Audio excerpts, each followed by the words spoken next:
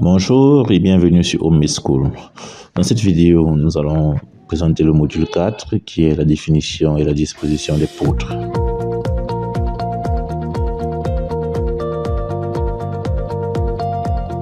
Dans la précédente vidéo, nous avons déjà défini entièrement les éléments verticaux tels que les poteaux et avons déjà défini aussi les semelles en fonction des dénivelés puisque nous avons un sous-sol et un rez-de-chaussée.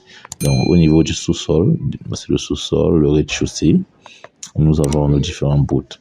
Là maintenant, comme nous avons un plancher courant, un plancher légèrement courant, nous allons commencer la définition des poutres par le rez-de-chaussée.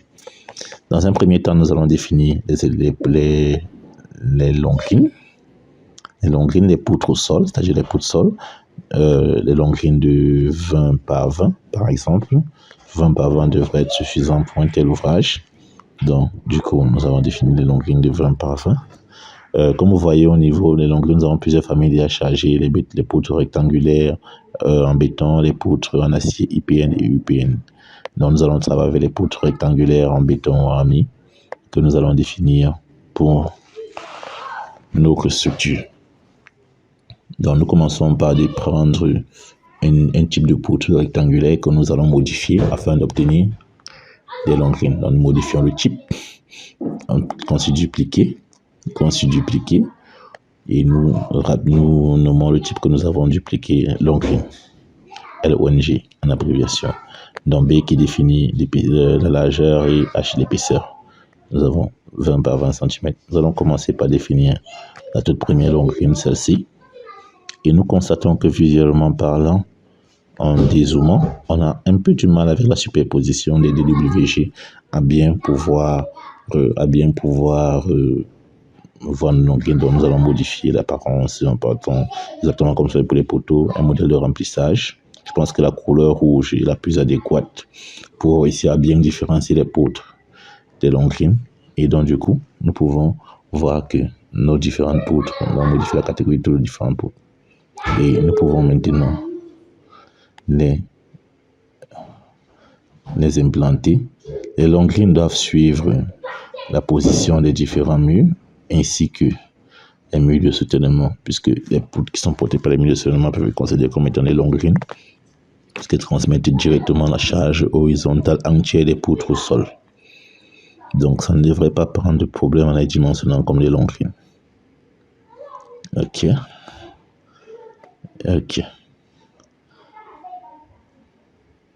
Et là, nous essayons de mettre les longrines sur toutes les poutres, sur tous les murs et les fins de terrasse. Donc, nous avons déjà positionné les longrines sur le côté gauche.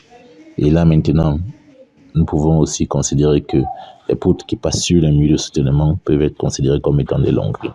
Étant donné qu'on a un mur de soutènement qui passe juste là, comme visible sur le plan d'architecture, juste là et là, au niveau des entrées de la terrasse et de l'escalier. Donc, du coup, nous pouvons mettre une longrine là, une longrine là sur cet axe-ci, et aussi une longrine pour porter l'escalier. Nous pouvons mettre une longrine là.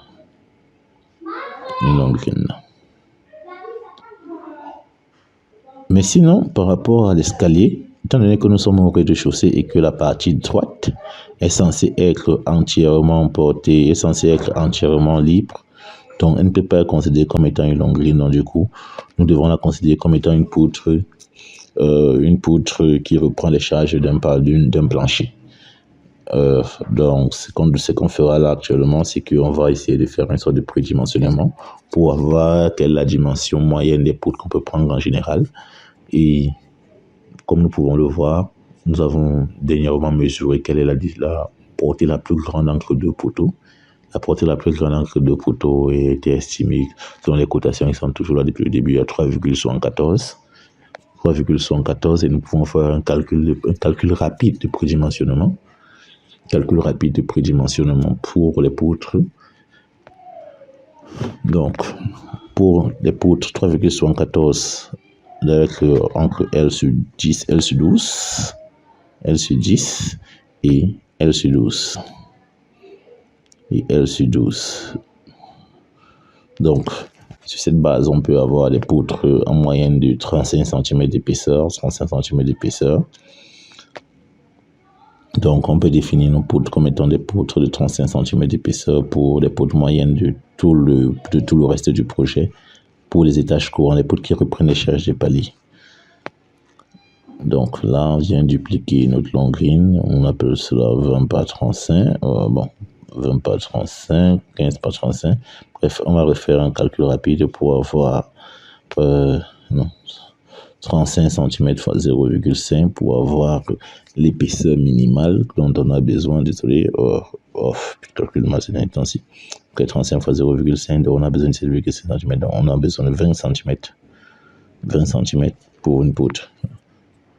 20 par 35. Maintenant minuscule, ça va nous servir dans la notation.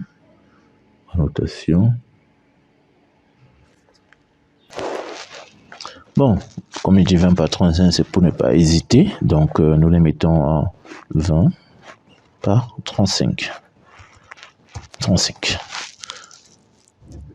Donc, ces éléments-ci seront à 20 par 35. Tous les poutres du plancher haut.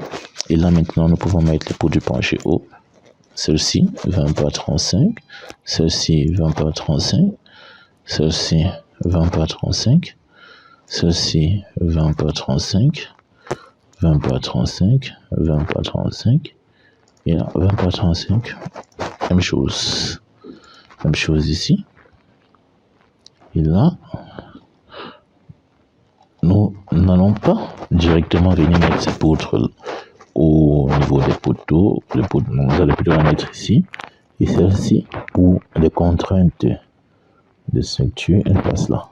Donc nous aurons cette poutre-ci qui va devoir traverser la dalle, et celle-ci aussi, qui va devoir traverser la dalle. Ce mur-ci et ce mur-ci qui va devoir traverser la dalle. Nous avons une disposition légèrement différente de celle des longrines. Ici, pour les longrines, nous allons avoir les longrines sur tous les murs. Donc, du coup, nous allons devoir insérer une longrine ici. Ici, une longrine supplémentaire. Et maintenant, nous pouvons dire que nous avons défini nos différentes poutres.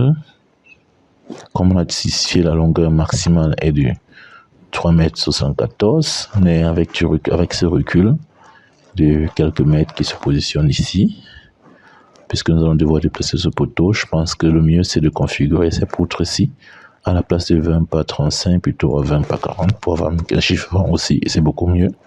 20 par 40 par exemple. Ok, nous avons ces poutres-là. Donc du coup, voici notre disposition pour le plancher bas du rez-de-chaussée. Maintenant, nous voulons faire de même chose pour le plancher bas du sous-sol. Ici, c'est le sous-sol, donc forcément, ce que nous aurons, ce sont les longrines. Les longrines, on va sélectionner les poutres. Nous choisissons le type de longrine que nous avons défini ici. Longrine. Nous avons oublié de renommer la poutre là-bas à 20 par 40, mais c'est pas un souci, nous allons les renommer bientôt. Donc, ces poutres-ci, celle-ci,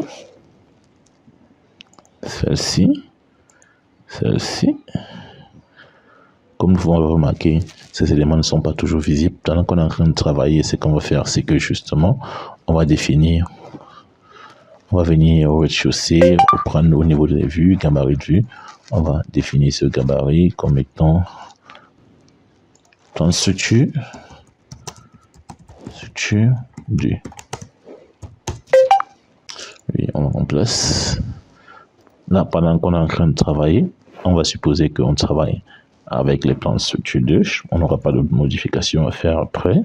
Du moins, c'est pas ma connaissance. Du moins, c'est pas maintenant en tout cas. Donc, plan de structure 2, pour être sûr que tous nos éléments qu'on ajoute pendant qu'on est en train de travailler dans le gabarit soient suffisamment visibles. Nous avons les longrines que nous mettons là. Pas besoin de longrines ici. Et là. Ici, pour cette petite douche-ci, nous avons une longrine que nous mettons là. Et nous pouvons avoir aussi une longrine qui vient là jusqu'à ce poteau. Pas besoin d'en avoir uniquement au niveau des murs puisque les longrines déjà sont appuyées au sol. Donc ce n'est pas vraiment nécessaire d'avoir plus. Et là, puisque nous avons ce mur de soutènement ici dont la fondation sera chaînée ici. Et nous avons la même chose sur le côté. Nous avons déjà fait. Et il ne reste plus qu'à mettre le début de l'escalier. Et ici, il démarre au sol. Donc c'est bien évident, c'est bien et bien une longrine qui va être placée. Nous avons déjà nos différentes poutres, nos différentes longrines pour le rez-de-chaussée et l'étage. Rez-de-chaussée et l'étage. Rez-de-chaussée et le sous-sol. Donc, c'est tout pour cette première partie du module 4. Tout pour cette première partie du module 4. Et nous allons continuer avec la seconde partie du module 4 dans la prochaine vidéo afin de vous montrer comment générer rapidement les poutres pour les éléments suivants, pour les étages suivants, étage 1, étage 2 et le toit.